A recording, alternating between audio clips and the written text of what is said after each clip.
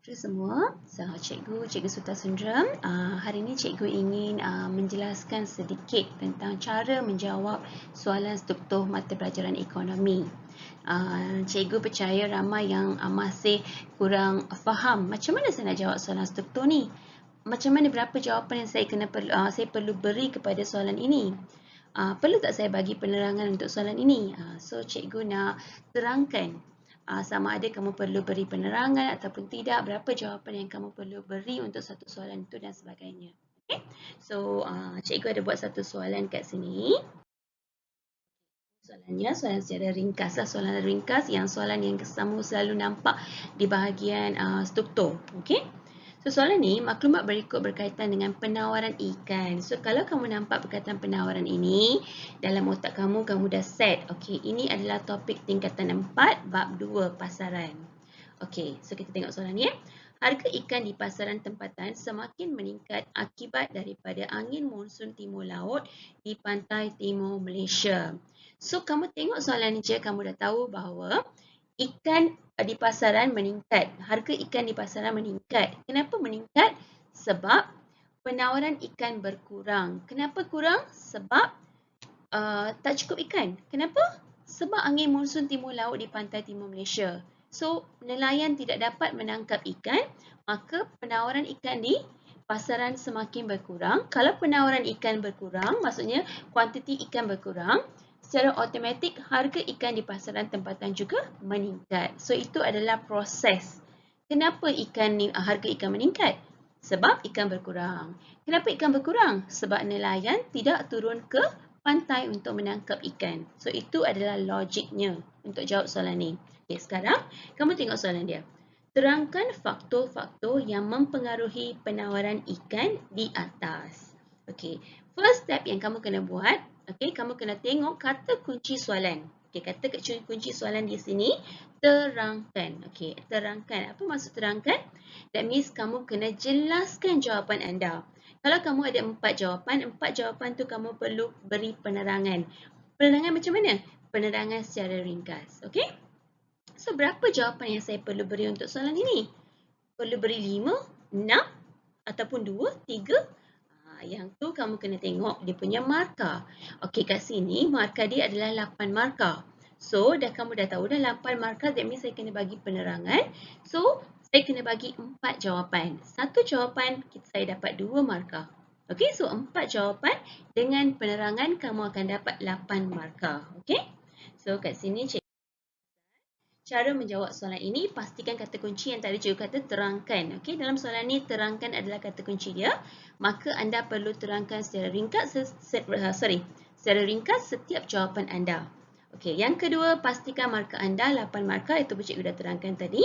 Maka anda perlu memberi 4 jawapan dengan penerangan. Okey? Okey. Macam mana nak cari jawapan? Okey, kamu dah tahu ni bahagian faktor yang mempengaruhi penawaran. So, jawapan ini, faktor-faktornya ada banyak. Okey, so, cikgu ambil 4 yang berkaitan dengan soalan ini. Nombor 1, cuaca ataupun musim. Sebab kamu dah tahu itu adalah pasal cuaca angin monsun timur laut. Okey, yang kedua, harga faktor pengeluaran. Jawapan yang ketiga, tingkat teknologi. Dan jawapan yang keempat, dasar kerajaan. So, ini adalah jawapan untuk soalan tersebut. So, sekarang cikgu nak ajar macam mana kamu nak terangkan jawapan itu. Menjawab soalan ni, okay, dengan setiap jawapan. Okay, yang pertama cikgu dah cakap tadi, jawapan dia adalah cuaca ataupun musim. So, kalau cuaca dan musim, kamu dah dapat 1 markah. Okay, tapi kalau tak ada penerangan, kamu akan tetap dapat 1 markah sahaja.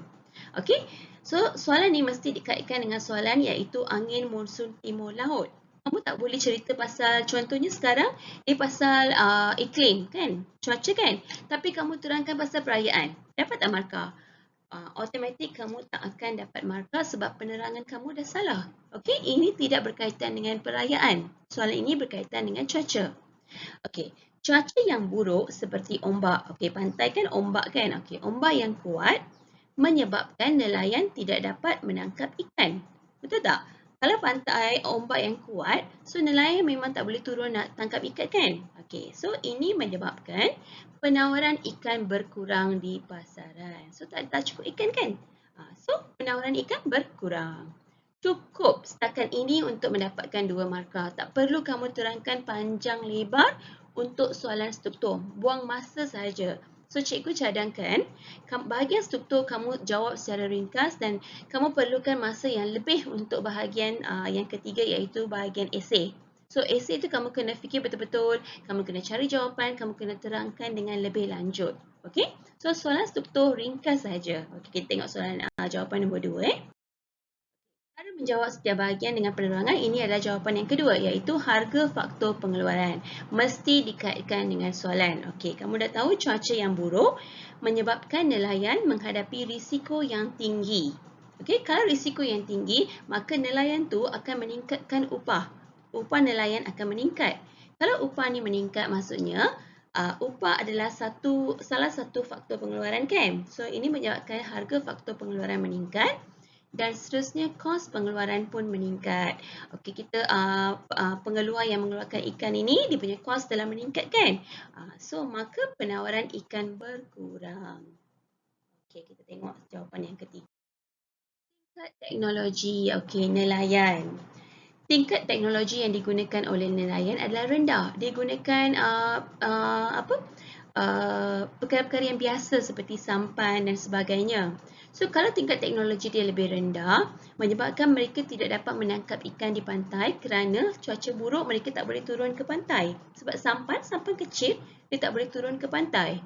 So, ini pun akan menyebabkan penawaran ikan berkurang sebab dia tak dapat tangkap ikan. Okey, dan jawapan iaitu dasar kerajaan. Okey, kamu dah tahu angin monsun yang kuat. So, memang kerajaan akan ketatkan dia punya peraturan. Dia tidak akan memberikan nelayan untuk turun ke pantai. Okey, semasa angin monsun timur laut, kerajaan melarang nelayan untuk menangkap ikan. Ini menyebabkan penawaran ikan berkurang sebab nelayan tak turun ke pantai. Okey. So, cara-cara untuk menjawab soalan struktur. Sebenarnya kalau kamu tengok satu persatu, memang boleh mendapat markah yang tinggi dalam bahagian struktur ini sebab lebih senang. Okay, compare dengan bahagian 3, bahagian esei. Okay, so anda tidak perlu memberi penerangan yang panjang untuk bahagian struktur. Ingat, baca soalan, jawapan yang ringkas, okay, penerangan pun ringkas, kamu tetap akan dapat markah. Tapi jangan bagi penerangan yang salah. Okay? Saja pada hari ini. Terima kasih. So, cikgu harap semua faham dengan penerangan di atas. Kalau ada apa-apa soalan, boleh tulis dalam komen box di bawah. Nanti cikgu akan balas. Okay? Okay. Semoga berjaya pada masa depan. Thank you. Bye.